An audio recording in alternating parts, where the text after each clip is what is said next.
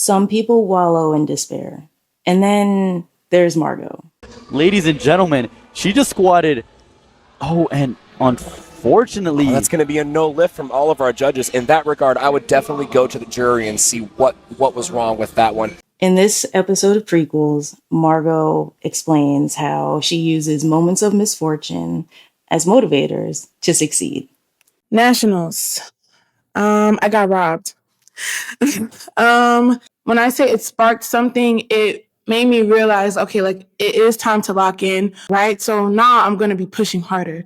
The lift wouldn't have mattered if it wasn't records that I was setting, right? That was three records, a state record for juniors, a state record for open, and I'm not even open yet. So that was a bigger deal to me. And then a regional record for juniors and potentially open too, actually. And here we have Margaret taking a 25-kilo jump. Where else do you see jumps like this in the squat? But there is a method to the madness as to why I take such big jumps. It prevents me from being fatigued. I get why other people make such like smaller jumps, but for me, 520 feels the same as 540. So at that point, I'm getting tired. 540 will probably feel the same as 562 when I finally loaded. She did get two different calls. She got a red card from the right referee for depth and a middle and left referee call for her knees. Yep. Prevention is better than cure, right? And so I don't want to feel robbed of something that I knew I had the genetics and the talent for.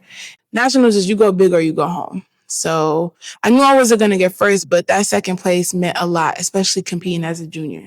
I started lifting, funny enough, when I was because of sports. And then one very random day, I was like 15 and they put 2 plates on the bar and they were like, "You're not struggling?" I'm like, "Yeah."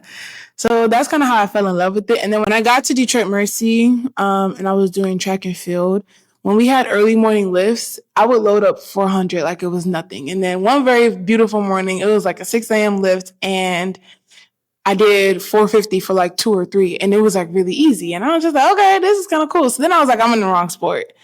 It naturally comes easy to me.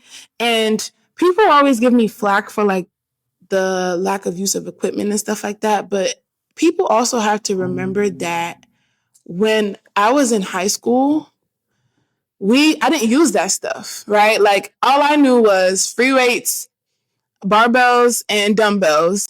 Yeah, other than that, it's the jeans, it's the fufu, it's the jollof rice, it's all of it. We say fufu for y'all, but it's really pan de diam. Like that's just me being honest, right? It's not even like a flex or anything. 50% of it is my genetics. And so if you have good genes like that, you just have to put it to work. Everyone is talented at something, right? Mm-hmm. So you just got to find what God gave you as a strength and then just sharpen it a little bit and go crazy. But yeah. That's a bar. Okay. You have to have the mentality of, I have a talent, I have a situation. I'm going to use my talents to get out of said situation and then be a motivator to all. Like, what they going to call me? Super athlete Dr. Iwu. Yeah. In 3 months, I'll be state champ with 3 more records. In 6 months, I pray to be further down my med school application process. In 1 year, I will be national champ. I know that 100 class hates to see me coming. I will be national champ and I will be a first-year medical student by His grace. 5 years from now, I will still be national champ, state champ, champ of whatever, everything that I put my foot in. And then I should be a resident doctor by then on whatever path I take, whether it be ortho, family med, whatever. But I will be done with medical school and still a boss athlete. Your boss champ doctor athlete. Yeah. Something that drives you to be a good student besides having Nigerian parents. Okay. People. Shout out to Antonio. Shout out to everybody at F3, my coach, everybody.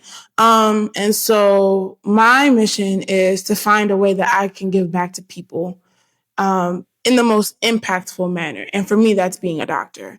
I feel like in life, you're gonna get dealt some type of card. Mine was being the firstborn of like immigrant parents, and growing up in the hood, like you done seen some stuff, and then just taking off my parents' story, they probably had it 10 times worse when they were back home. So take a gift, take a situation, and turn it into a testimony, and that's it.